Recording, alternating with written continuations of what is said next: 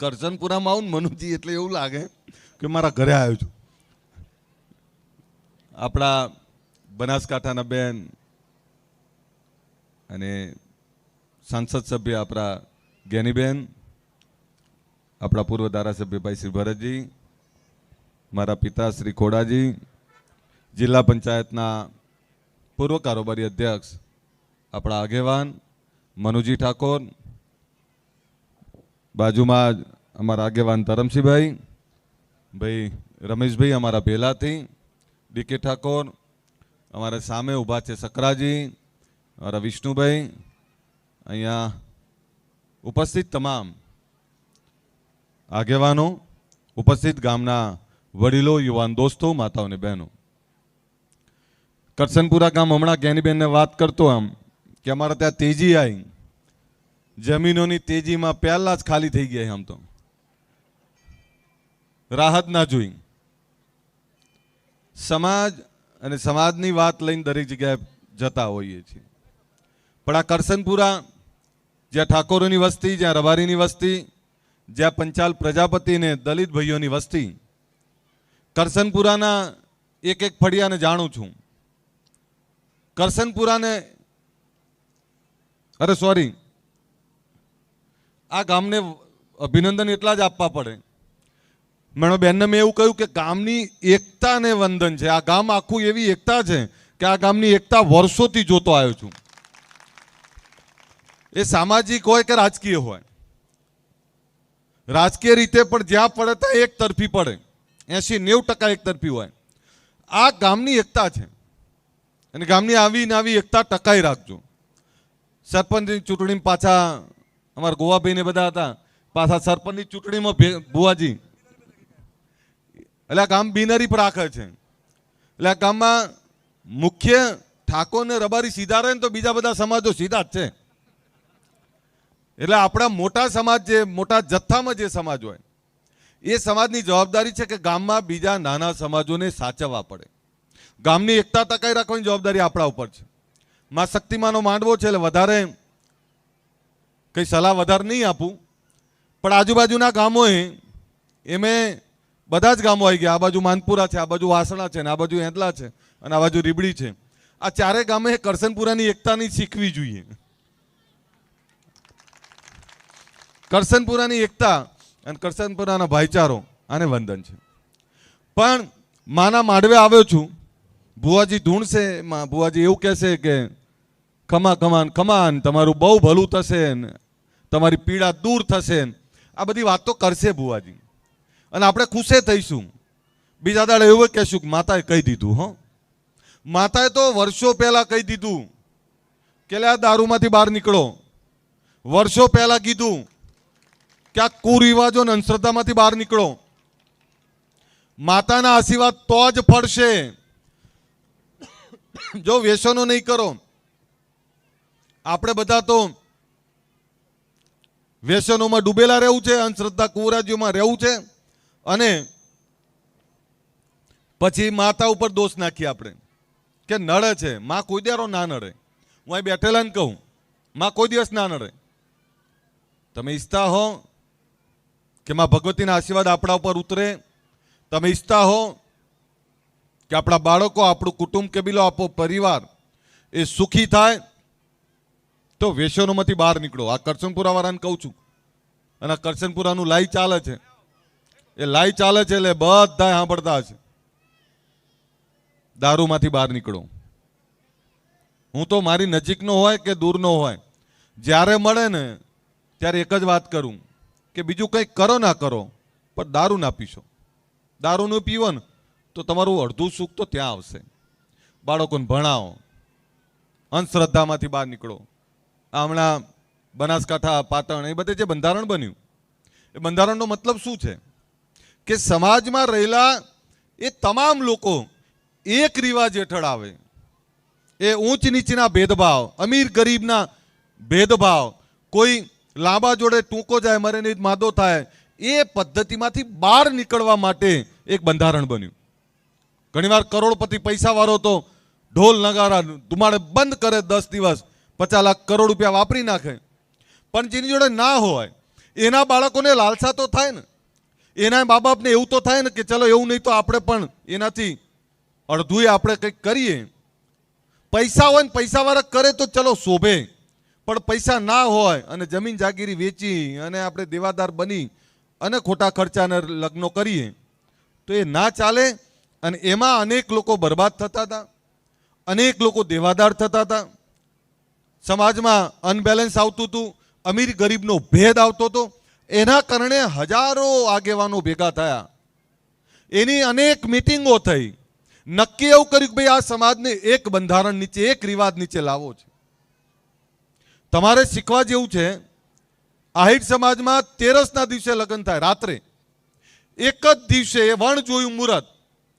કોઈ ઘરમાં જાઓ 25 લોકો બેઠા ને કોઈ ઘરમાં જાઓ 50 લોકો બેઠા હોય, કોઈ ખર્ચા થાય જ નહીં. એટલે ખોટા ખર્ચાના કારણે જે લોકો બરબાદ થતા હતા, ખોટા ખર્ચાના કારણે જે લોકો અધોગતિ તરફ જતા હતા, એ રોકવા માટે બંધારણ બન્યું.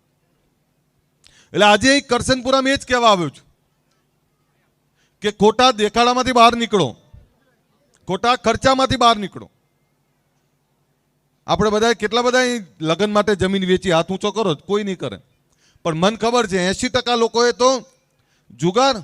અરે મને લગ્નમાં જ્ઞાનીબેન અમારી બાજુ અલગ છે પાછું, લગ્ન હોય તો મને એક કહો, લગ્નમાં એક જ સમાજના કુરિવાજો હુજે છે. નાચવાનું આપણે, દારૂ પીવાનો આપણે, અને લગ્નમાં પત્તા રમવાનું આપણે. બીજા કોઈને શીખવું જ નહીં કંઈ. બીજા સમાજોનું જોઈએ છે આપણે? બીજા સમાજોમાં ક્યાંય જોયું છે તમે કે લગ્નમાં દારૂ પીને છાકટા થઈને નાસ્તા હોય અને દારૂડિયાને રોકતાય નહીં આપણે? સમાજની આબરૂ, સમાજનો મોભો અહીંયા હણાય છે. કયા સમાજમાં લગ્નમાં જુગાર રમવાનું શીખવાડ્યું મને તો કહો. અને સાહેબ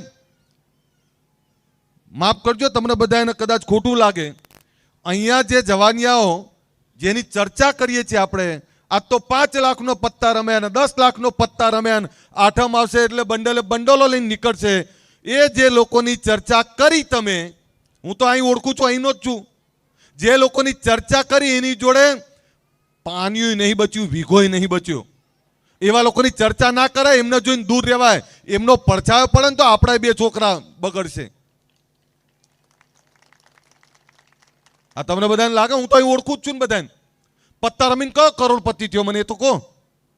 દારૂ પીને કયો મોભાદાર થયો, દારૂ વેચીને કયો આબરૂદાર બન્યો?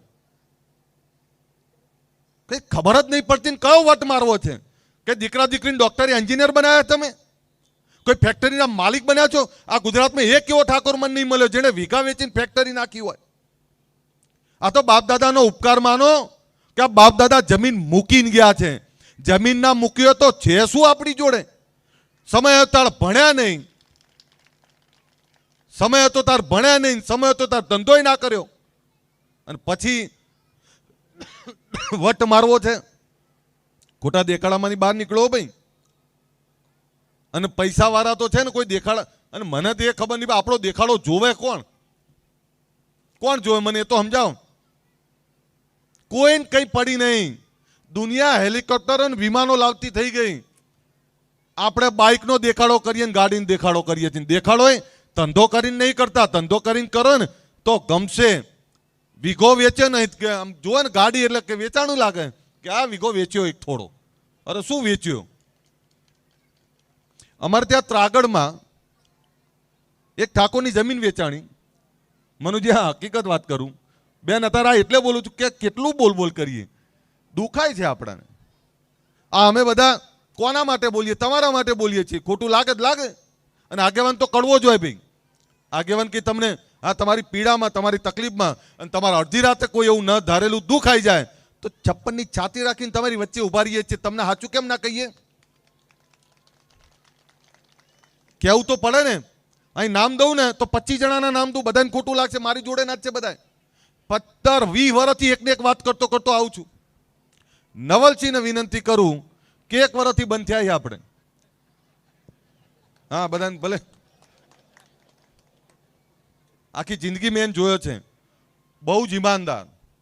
તમને કહું અડધી રાતે ગમે તેના ત્યાં ઉઘાડા પગે જાય, પણ એને વિનંતી કરું વરસ થયું ને આ જીવન આપણે પકડવાનું થતું નહીં. નહીં તો જેના ત્યાં આવ્યા છીએ આ માં ભગવતીનો માંડવો છે એના આશીર્વાદ તો જ ઉતરે ને, તો જ ઉતરે ને ભાઈ. એટલે તમને બધાને વિનંતી કરું છું, એક દાખલો આપતો તમને. જમીન વેચાણી આજથી 25 વર્ષ પહેલાની વાત કરું, અને 25 વર્ષ પહેલા એ ભાઈના આયા 17 કરોડ રૂપિયા, આજના 200 કરોડ થાય. 17 કરોડ આવે. એક જગ્યાએ શોરૂમ હતો ફ્રીજ અને ટીવીનો. તે ટીવીનો ફ્રીજ અને એ શોરૂમમાં હું એ ગયો હતો કોઈ કામથી. તો પેલા એમણે કહ્યું સાહેબ આ તમારા ઠાકોર છે. સારું કહેવાય. એટલે મને નહીં જગતપુર, સોરી ત્રાગડની જગતપુરના. એટલે કે ટીવી ફ્રીજ લેવાય. મેં સારું કહેવાય. એટલે મને મળ્યા. એટલે મને કે સાહેબ નવું ફ્રીજ ને નવું ટીવી લેવું. મેં કીધું આનંદ થયો, બહુ સારું કહેવાય. એટલે કે આપણે વેચાણી જમીન મેં આમ જોયું. મેં કીધું ઓહ જમીન વેચી. મેં કીધું સારું ધંધો રોજગાર કરજો. અરે પહેલા તો મકાન મસ્ત બનાવવાનું કે. મેં તો બનાવો, સારી વાત છે. સાહેબ એ માણસે એને ફ્રીજ લીધું 10,500 અને ટીવી લીધું કંઈક 15,000. એનો ભાઈબંધ હતો, માફ કરજો બીજા સમાજના હતા. એના ભાઈબંધનું ફ્રીજ આવ્યું 22,000 ને એનું ટીવી આવ્યું 40,000. એટલે મેં કીધું આવું કેમ? એટલે પેલો કે પૈસા તો મારે જ આપવાના, પણ એને ના ચાલે, મારે ચાલે. સારી વાત છે, કરકસર કરો, ભાઈબંધની ચિંતા કરો, સારી વાત છે. એના ભાઈબંધે મને જે કીધું, મને કે સાહેબ આને થોડો સમજાવો. શું સમજાવું? એક તો કે 17 કરોડ લેવાના છે, 1.5 કરોડમાં દસ્તાવેજ કરી દીધો છે, અને એ જેને વેચી છે એના જોડે જ પૈસા પડ્યા છે. એટલે એને મેં પૂછ્યું, મેં તું કેમ આવું કર્યું? તો કે આપણે ઘરે લઈને શું કરશું? તો મેં તું વેચી કેમ તે? આ 17 કરોડ તારા કામ નહીં આવવાના. 17 કરોડની જમીન 1.5 કરોડમાં વેચી તે, તો તે વેચી કેમ? કે જરૂર પડશે એમ લઈ આવશું. સાહેબ એ 17 કરોડનું વ્યાજ કેટલું આવે ખબર છે? મહિને 17 લાખ રૂપિયા આવે. એ 17 લાખમાંથી એને આખી જિંદગી ચાલે. તો કે ના, નથી લાવવાના થતા. બીજી વાત કરી એને મને કે સાહેબ આને કોણ આરે એસી લઈ લે. મેં કીધું કેમ? કે આરે જ્યારથી જમીન વેચી ત્યારથી ક્વોલિસ ગાડી લાવ્યો છે, અને આ ક્વોલિસ ગાડીમાં આખું ઘર ક્વોલિસ ગાડીમાં જ ઊંઘે છે, નાવા ધોવા બહાર આવે છે, ખાય છે એમાં હોટલનું જ ખાવાનું આવે છે, બહારનું મંગાવતા બહારનું જ ખાય છે, ઘરનું બનાવતા નહીં. એટલે મેં કીધું ભલા માણસ આવું શું કરી તું? સાહેબ 2 વર્ષ પછી મેં ચેક કર્યું, એ માણસ ચોક્યાત બની ગયો હતો. એના ઘરમાં ખાવાના દાણા નહોતા. સાહેબ શું ખબર પડે છે તમને? ક્યાં સુધી આવા અજ્ઞાન રહેશો? ક્યાં સુધી આવા નવા રહેશો?